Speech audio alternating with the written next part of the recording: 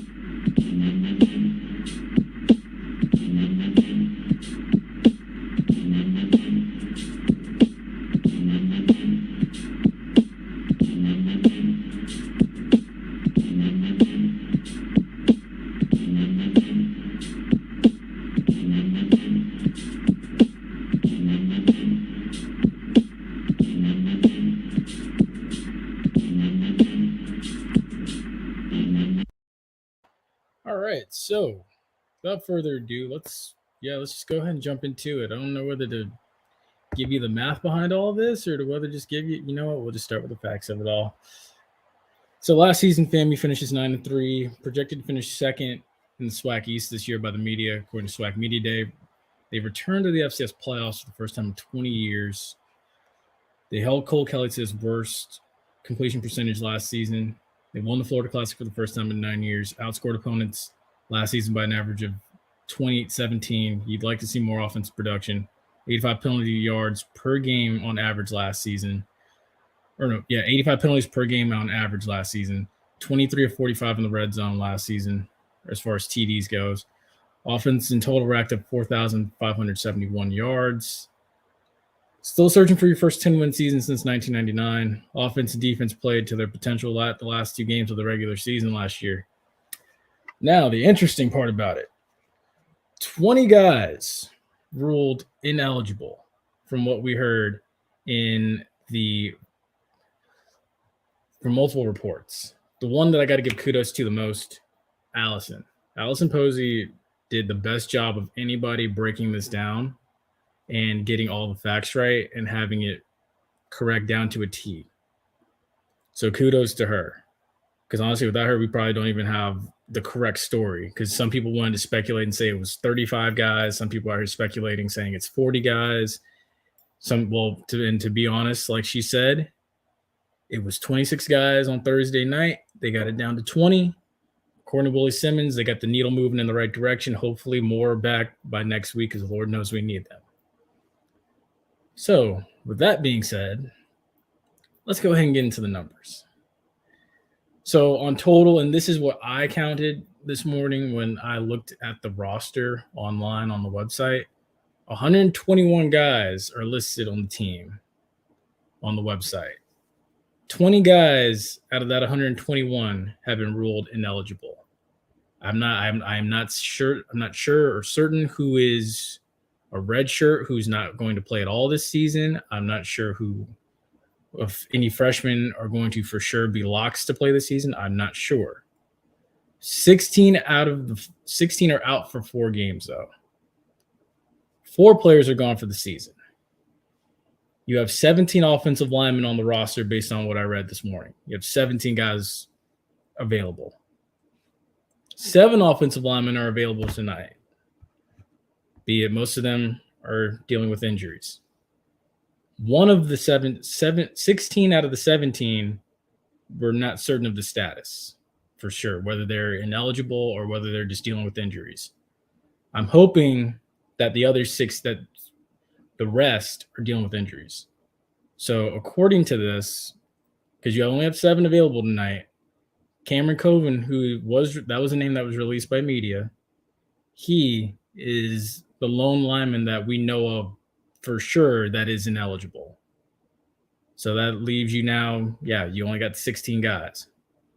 My hope is that you have 7 O-linemen available tonight. If you can increase that number by 5 and get 12 guys back next week, that's a blessing. That is a huge blessing. In total, regardless of the fact that you have 20 players that are ineligible at the moment, you still have 101 players on the roster. That number of 101, I'm trying to tell y'all to hopefully make y'all feel a little bit better. We have a comment. Yeah, I know. I'm about as shocked as you are, to be honest with you. I can't believe it.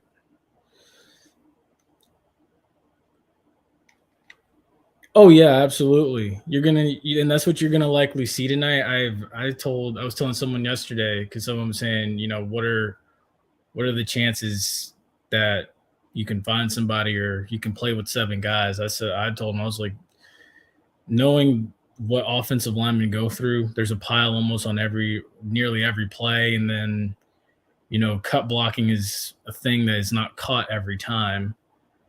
So you're going to have a healthy rotation of guys. I just hope none of them get hurt. And the QB, man, he has to be. Yeah. Honestly, it's Musa and McKay are going to have to watch themselves tonight, honestly. And Cameron Sapp, they're going to have to watch themselves tonight. And also, too, thankfully you have beef at running back in Terrell Jennings and AJ Davis. So both of those guys are in for the night. So thankfully you have both of them that can pass protect and add an extra element to help protect you back there. It's very embarrassing. It's very embarrassing because honestly, this is where I say now, I'm glad you said this because I was actually going to read the statement from Larry Robinson, but it's a very long one. So I might just want to save y'all the time because I know some of y'all have already read it, but it is embarrassing because it sucks because another guy that the media named, a guy like Isaiah Land, needed this game tonight because I felt he had a really good chance of getting drafted. And for those of you that know, please don't. Oh yeah. Oh, don't worry. I'm not going to read it. Yeah, I'm not going to read it. But yeah, the guys that get drafted typically, depending on what round they go in, you got a chance to make over $40 million. $40 million plus. I was telling someone last night, I hate to say it like this, but Larry Robinson screwed Isaiah Land out of getting $40+ million and potentially being drafted. Because now he's out for 4 games, pending if this appeal doesn't work. So it's shameful, man. It is shameful because this is something that should have been caught, honestly, months ago. And quite honestly, like, and Ashton knows this because he was listening to the Run and Gun podcast when I said it. I think Allison was there too. But I was saying,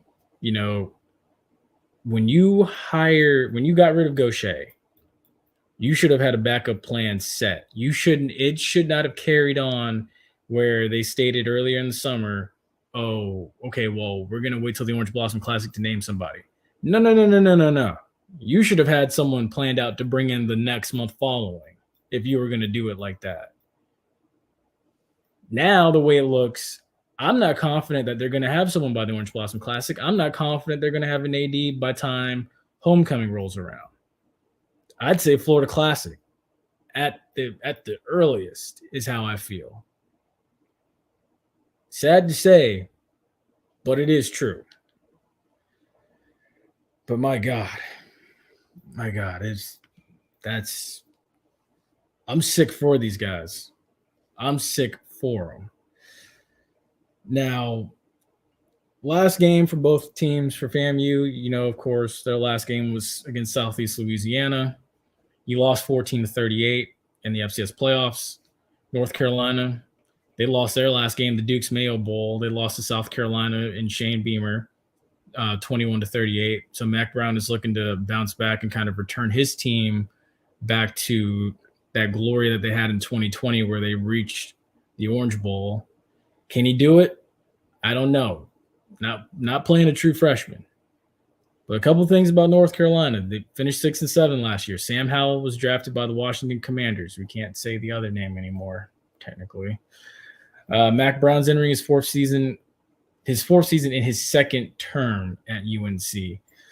They averaged 35 points per game last season. They have to replace their rusher, Ty Chandler. They are a much more pass-heavy team that loves to put their foot on the throttle. 3,321 yards passing, 2,765 yards rushing. 5 of their 7 losses were by 10 points or less last season. 6 of those losses were on the road or in neutral games. Areas ruined FAMU's reputation in athletics. Sad to say, but yeah. Very sad to say, but yeah. Because honestly, here's what I worry about. I know we all look at football because football is under the microscope right now, but what worries me is this. How many other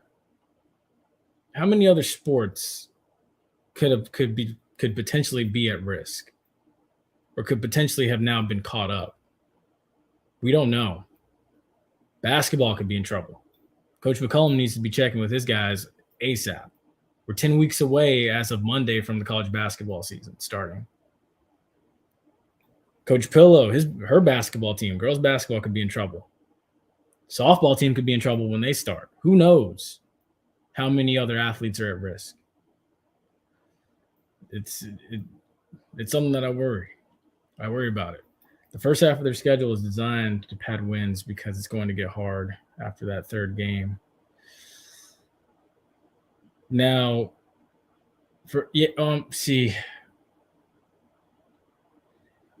FAMU or for UNC? Okay, so for UNC, I got you. It's one thing to be focused on academics. I get that. But you don't get to be negligent either. Exactly. You can't be, because that's what this is. He's been so negligent for so long that now the writing is big. It's a big, giant stain on the wall. This is a big black eye to his time at FAMU. It's a giant black eye for those that don't think it's that bad. This is horrible because now you can't ignore the problem anymore. It has to be addressed. And sad to say, I know FAMU's not the only HBC that deals with this, but FAMU shouldn't only have one compliance personnel. You should have, at least in my opinion, 5 to 10, if you want me to be truthfully honest. Maybe even 20. But I understand to hell with that. I don't understand. You should have really 5 to 20 people in compliance handling this. You really should. As long as Willie Simmons got this team playing with heart, there is a slight chance to save the season. And quite honestly, look, if Willie Simmons goes out there and let's say they do beat Jackson State next week, if he has a good showing tonight still, because remember, I counted 121 guys on the roster. Take away 20 of them, you still have 101 guys still, according to the roster online.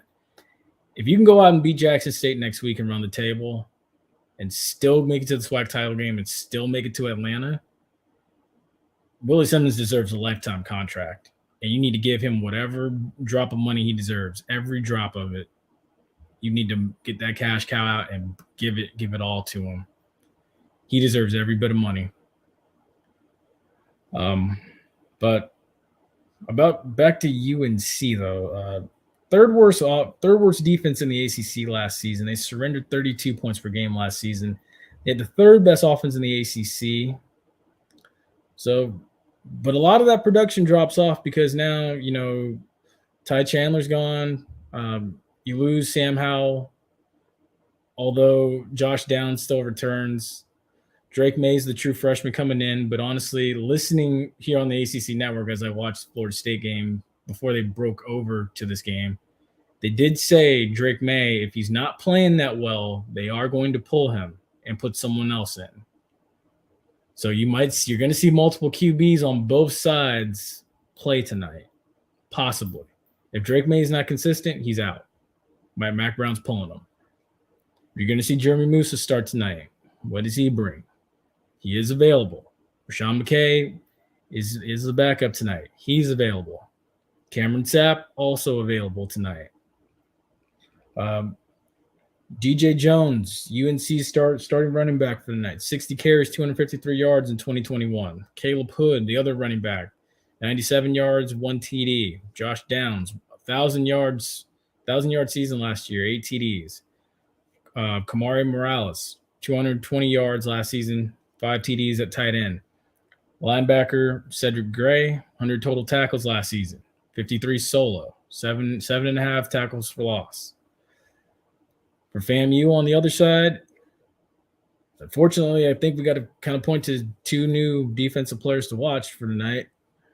My defensive players to watch for tonight, definitely Isaiah Major. What does he bring to the team? And also to the transfer from Iowa State, Eric Horn. What does he bring? I know based on the picture that they posted for the uniform combo tonight, Eric Horn is available. On offense, McKay and Musa. McKay last season, 2,457 yards, 22 TDs.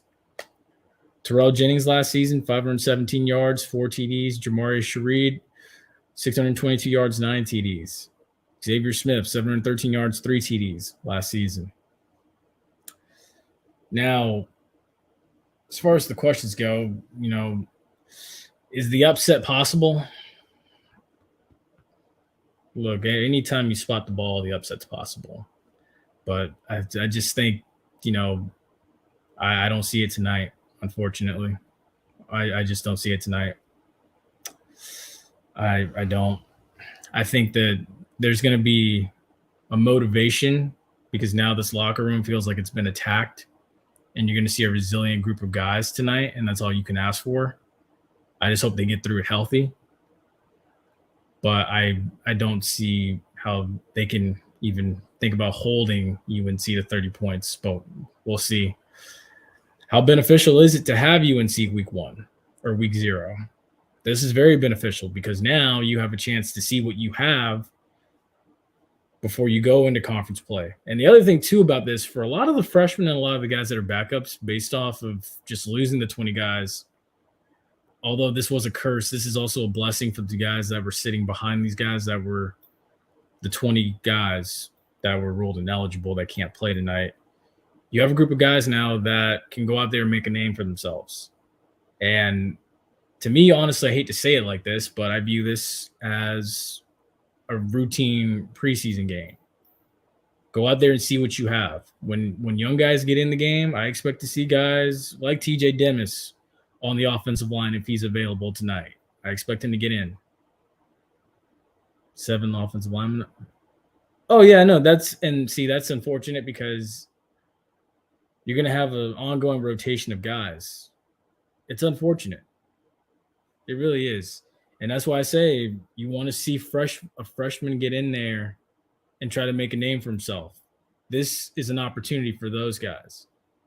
A guy like TJ Dennis, he has a chance to go in there and make a name for himself. Other guys, other freshmen that came in, they have a chance to make a name for themselves. Probably isn't. I'm sure there are some freshmen that could have traveled if the news broke earlier.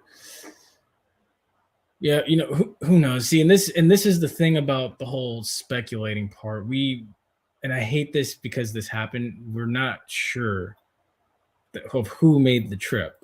We don't know for sure until we actually get there. And I think that's the hurtful part about it. But how likely is it we'll see both QBs? I think we are going to see both QBs tonight. We're going to see both McKay and we're going to see Musa. I just asked, like how you said earlier, I asked that both guys just, stay healthy, watch your behind out there tonight. Pass protection has to come through. Yeah. Oh, yeah. Yeah, pass protection has to come through for these guys, whether it be running backs, chipping, whatever tight ends are available. If they're able to, step up in pass protection, you're going to see defensive linemen have to go both ways tonight, potentially, in order to help out and save bodies. So hopefully that plays a role and that's beneficial. I still think that Musa can toss maybe 1 or 2 TDs tonight. I have faith that he can. He or McKay. At some point, I have faith that hopefully we can at least muster up maybe 1 rushing TD, hopefully. I know I said 3 TDs on Wednesday night was my bold prediction. I'm going to still stay bold with that. I'm going to still stay bold, even though we only have 7 offensive linemen available. But it's a bold prediction for a reason. And you'll see why when I give my score prediction at the end. Why is this UNC defense a good test for the FAMU wide receiving core? Now you have a chance to test your mettle against, I don't want to say a great defensive back secondary, but you have your chance to test yourself against a decent group of guys. Again, this is a game for Xavier Smith and company, David Manigo, and Jamari Shareed to go out there and go make themselves some money. So yeah, this is still a pretty personal deal for you. Like, go out there and still go get it done. No one's going to feel sorry for you.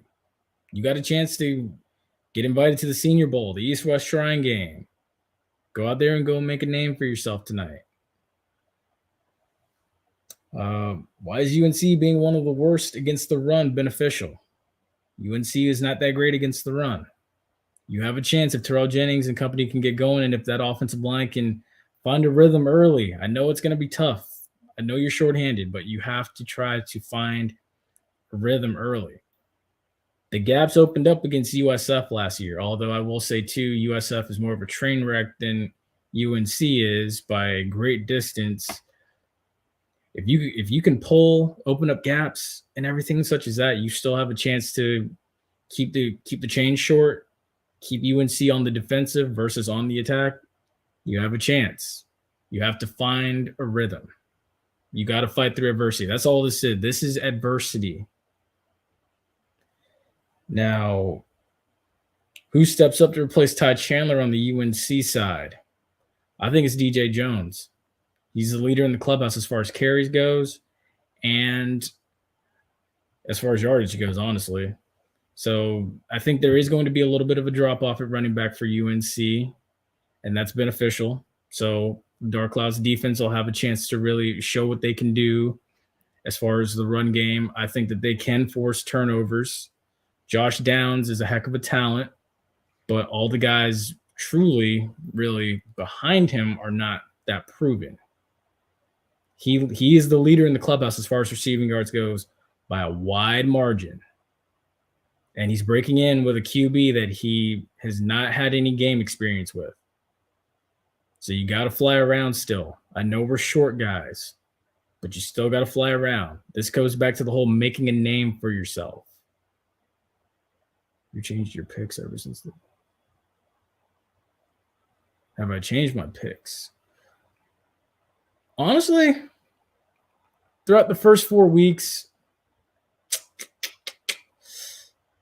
I see, I haven't really changed anything so far, mainly because I need to see who's out there playing and who's not. That's the only reason why so far. So I think after tonight, we'll have a good idea of where things stand. Because honestly, I feel like this could have been 10 times worse than what it originally is. And that's one way of looking at it.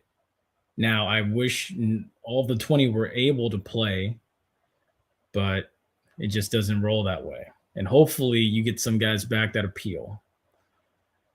But as far as my picks go for the scandal that's happened, right now, no.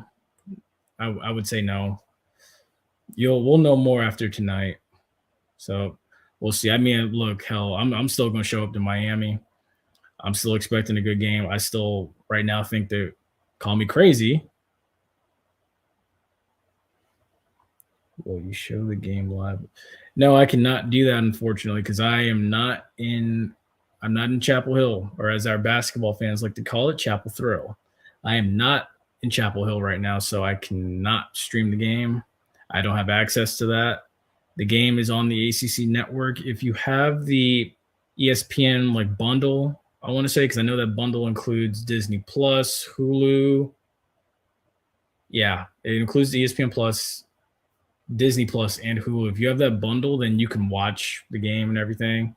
But I won't be able to. But as far as the schedule goes, I need to see what happens tonight. I mean, I'm still confident you can go down to Miami next week and still win shorthanded.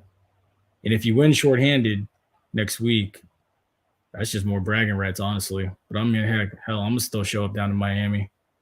It's Labor Day weekend. I got Monday off. Hell yeah, I'm showing up. Plus, I paid good money for those tickets. Shoot, I'm getting my money's worth.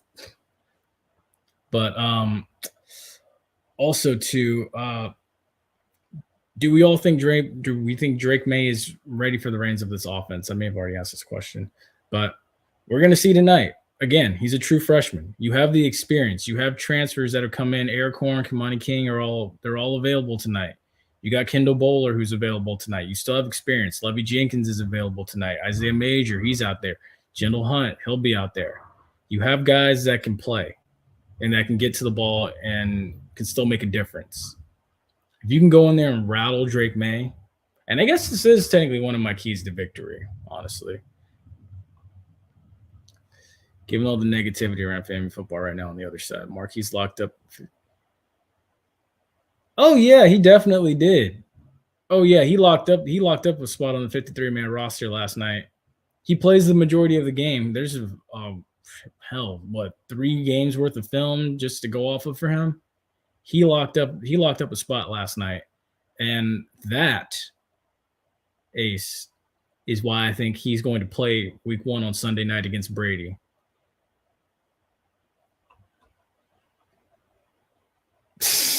No, don't flatter me. Don't flatter me. But will he start? Oh yeah, I think we're going to see a lot of them too. Will he start? If Jerron Kearse isn't back, I think he does have a good chance at starting, honestly. I would say I think it's a tough ask to have him go out there and play center field against Brady.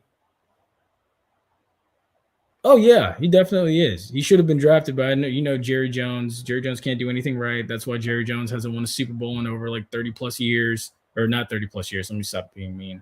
It's been over 20 plus years since he won a Super Bowl. So let's not interrupt the sermon. Yeah, I mean, look, all I was going to say really was before, because he keeps thinking I'm a pastor and stuff. He talks about my age and everything too. But I was just going to say, honestly, I think that it's a tough ask if you want Marquise Bell to go out there week 1 and play center field against Tom Brady, knowing you've got Julio and you got Mike Evans and you got Russell Gage and potentially Chris Godwin all coming at you. That's a tough ask for Marquise Bell, but I think he can step up and respond. And it would be great for him to make a name for himself on Sunday Night Football if he does end up playing center field. So we'll see. We will definitely see. Some undrafted free agents make more money than fifth-round picks anyway. That's true. FAMU lost 20 players.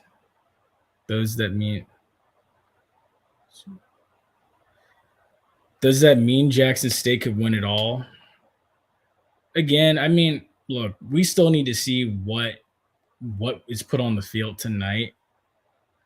Quite honestly, I mean, I'm not going to say that the season's over, pack it up just because 20 players are gone. Quite honestly, look, I mean, you can still go out there and go salvage this whole thing and still win this whole thing. Willie Simmons still seems intent on winning a SWAC title and going to the Celebration Bowl, which I think is still possible too. And a lot of these guys are appealing. I don't know if an appeal means they'll be back next week or if they still have to wait the whole 4 games or 4 weeks. The beautiful thing is if it's 4 weeks, you have a bye week before you get to Alabama A&M.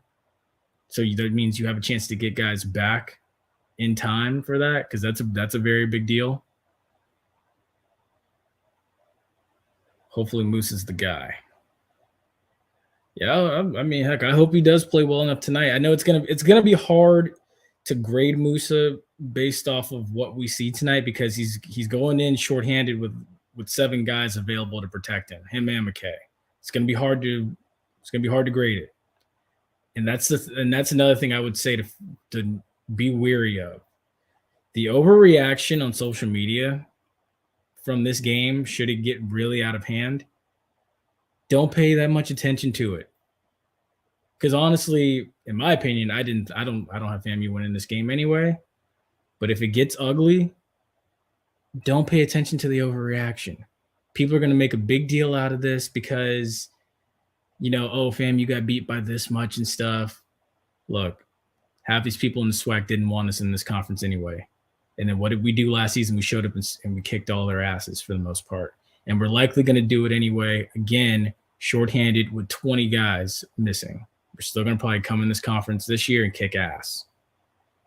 So that's my response to that. And I guess you could say that's my response to losing 20 players. You still got to spot the ball. And you can still go out there and go kick some ass. Not this week, but next week is what we have to hope for him. Yeah, honestly. And that's why I said earlier, if you can get back, quite honestly, 12 full offensive linemen, if you can get back 5 total that are missing out of the 10, you have a chance. I like it. Still think they're going to lose these first 2 games and they're going to go on a run again. Yeah, I could see it. I could honestly see it. Again, like I said during the preseason breakdown, I've seen in my mind where they could lose both and run the table, but I've also seen in my mind and played this out of my head where you're going to lose this one regardless, but I see where you can also steal next week. But having at least 5 guys come back, hopefully 5 guys are injured and we're waiting on those guys to come back and fight back from injury. Hopefully those guys are injured and hopefully you get them back. That would make the biggest difference in the world as far as offensive line depth. Because you're gonna need your horses in order to stand up to guys like Aubrey Miller and company when they come calling next week. You're gonna need them. Now, what time is it actually before we actually make the jump? So, nope, they have not. Nope, sure haven't. Again, like I said, I'd anticipate Florida Classic. I'm not counting on next week because I know that's when they said they plan on naming one. But I'd expect by the Florida Classic, honestly. I wouldn't even expect by homecoming. And homecoming's Halloween weekend. And that's still a ways off. Now, as far as keys to victory tonight go, I think anytime you spot the ball, there's a chance at victory. But I will say, I do think getting pressure and rattling Drake May is key. Finding a rhythm with the offensive line is another key. The sooner you can find a rhythm, the better off you'll be. Do I think Shedeur Sanders? Elaborate more. Do I think Shedeur Sanders? Yeah, elaborate more on that. But yeah, definitely rattling Drake May is key tonight. Finding a rhythm on offense is key, regardless of the fact that you are down and you only got 7 offensive linemen. Find a rhythm offensively. And I'm going to throw another one out there, special teams. Because hell, let's say something crazy does happen tonight and it comes down to a field goal. Do you think Shedeur Sanders is overrated? Do I think he's overrated? I can't say that about a freshman because he was a freshman last year. It's hard. I can't say that about a freshman because he's still learning. He's still learning the game. He's still look. I mean, I know his dad's the head coach and stuff, but I mean, he's still trying to figure out where his classes are and what buildings are where and stuff. So he's still trying to find his way around campus. Now this year, I expect more from him. I would say that. I wouldn't say he's overrated. I think he's a good player, honestly.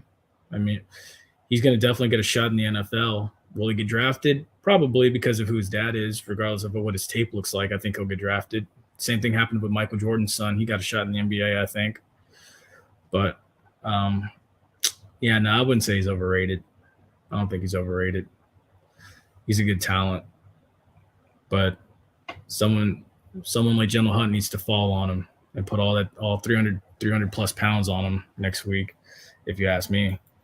But yeah, those are my keys to victory. Special teams, getting pressure on Drake May, and find a rhythm offensively. Know my score prediction for the night, and drop your score predictions too in the comment section. My score prediction for the night is, I know a lot of people are saying UNC's only going to put up 30 tonight. I'm going to go 48-17. I'm going to go 48. Yeah, 48-17. And I think UNC is going to start out 1-0. I think FAMU's going to put up a fight in the first half, but the second half, the floodgates are going to probably open. 42-17. Okay, yeah, we got about the same mindset. 55-7. Hope I'm wrong. I could see it getting that bad, honestly. I could see 55-7 being the worst case scenario. But I think Marcus right here has the right idea as me. I said 48-17, 42-17. Well, we're about in the same neighborhood. That makes sense. Now, but yeah, folks, that's all I got for you. Geez, I forgot how fast 30 minutes used to fly by. But the drama. Before the drama, I had 42-17 too. Yeah. FAMU 28-7. Ooh, okay. Hey, anything's possible when you line it up. It's always a 50-50 shot, regardless of what Vegas and outsiders want to say. I hope the FAMU O-line is all right by the time Southern, because I hear a lot about – yeah, no, honestly, hopefully most of those guys are back healthy by then. That's what I want to say, 2 weeks before the Florida Classic. By then, you should have everybody back. You should. Really, before Alabama A&M, we should hopefully have everybody back. I don't know if it's 4 weeks or 4 games. And all I know is we lost 4 guys for the season. 28-3. See, why you got to do this? See, I don't know who's an Atlanta Falcons fan in here, but you see, why you got to do that? Why you got to do that? And he's only doing this because he's a Saints fan. 28-7. Y'all are a trip. Oh, my God. Oh, Jesus. But, all right, folks, yeah, that's going to do it for me. I'll be back after the game and everything, talking about, what went right, what went wrong. Hopefully most of us are right about the score prediction. Welcome back. It was a lot. Yeah, it was. It was a very long off season. Very long, to be honest. I'm just glad to be back, man. I missed it. Yeah, also, too, don't forget, Last Give podcast with Flash and Ace returns on Tuesday nights. Running Gun podcast still going on Wednesday nights. Tune in. But as always, if you are in Chapel Thrill, because look, I like Michael Jordan more than – yeah, I like Michael Jordan. I'm not going to say the other part of that sentence. But I call it Chapel Thrill because I'm a fan of basketball. Enjoyed. Oh, always. Thank you. Thank you. But yeah, if you are in Chapel Hill, enjoy the game tonight. Be safe. Safe travels getting back as well, too. If you see Larry, give him a piece of your mind if you're up there. Jacksonville State's going crazy right now. Yeah, I'm sure they are. But yeah, as always, stay safe, stay blessed. We'll see you after the game. Take care.